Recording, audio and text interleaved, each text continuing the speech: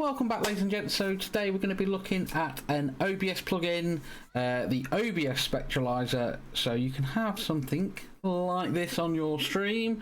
Obviously we'll make it look a little bit better. Yeah, so let's get into it.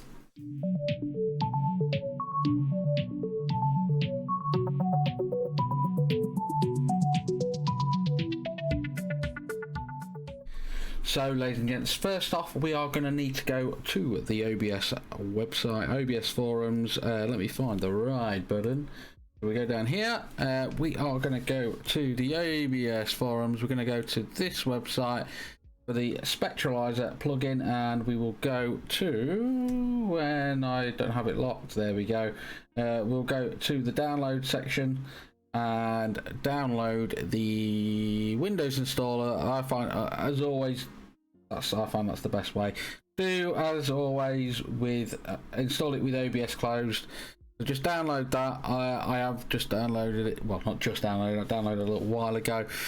So yeah, then obviously there are support for Mac OS, Linux, so on and so forth.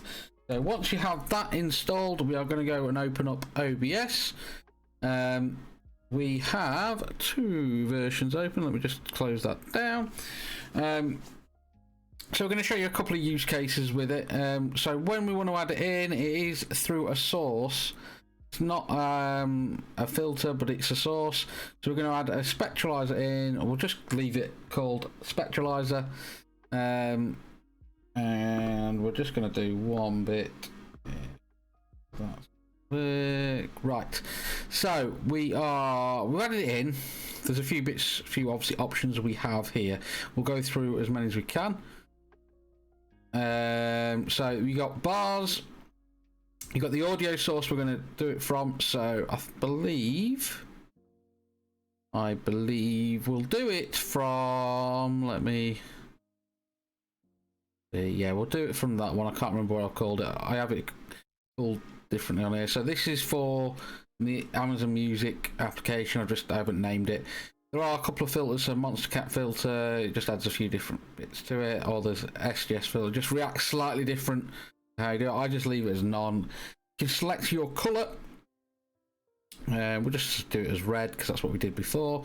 And then we can select the bar width and bar height.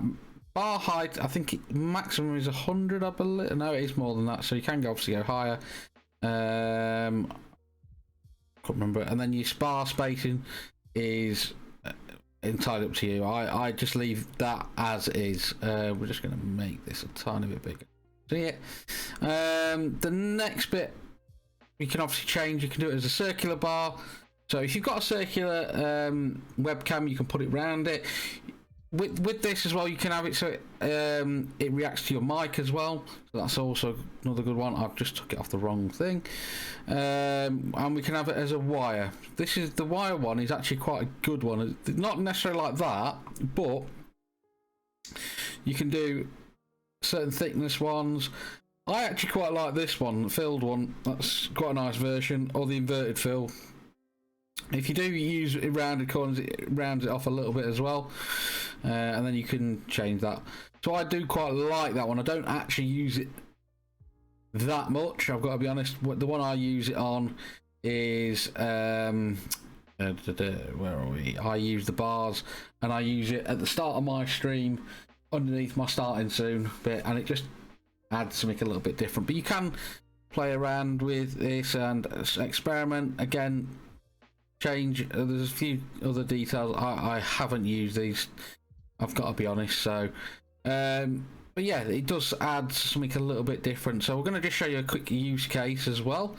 So I'm just going to quickly go to my video capture device. We're going to go to properties, and I think I've changed something in it. Oh no, it's the music stopped. There we go. So we're going to go to the video capture device. We're going to go to filters. I'm just going to quickly put a round image mask on. So we'll do that one. There we go. We've got a round image mask. We're just going to drag this to the center. We're going to do this, and we're going to go to the properties again, and we're going to do circular bars. And then all we would do as an example, we'll just make this a little bit bigger to fit. There we go. So that fits there, and then you just group them together, and then you can move them around as you see fit. The other bit you can do with these, and I was just playing around with it earlier, so you can add filters to it. So the one I quite like is, we've done it on the camera border video, is the move value. Again, call it what you like. So move value, no, hang on. So the filter is, where are we? We want random setting actually. So we want that one. The filter is none. We want the random setting to be color. So we select that to white. We select that one to black. Press OK. And all we do is we do that. And you can have it as a channel point. You can have it as a channel point where somebody reclaims it and they can change the color of the spectralizer. And it'll do a random color. Or whatever you want, and it's brilliant. I love it. I love it. Obviously done with the move transition plugin, but that's why it's so powerful, especially since one of the latest updates with it. It is unreal. So yeah, that's just a use case for it. Obviously I've messed around with some of the filters there to make it go in the wrong size, but we can just resize that again. It's just because I played around with it when I shouldn't have done, but that's the whole point of experimenting with the OBS.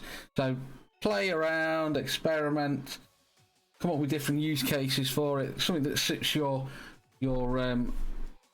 style of your stream. So we're just going to make that bigger. So obviously that doesn't fit.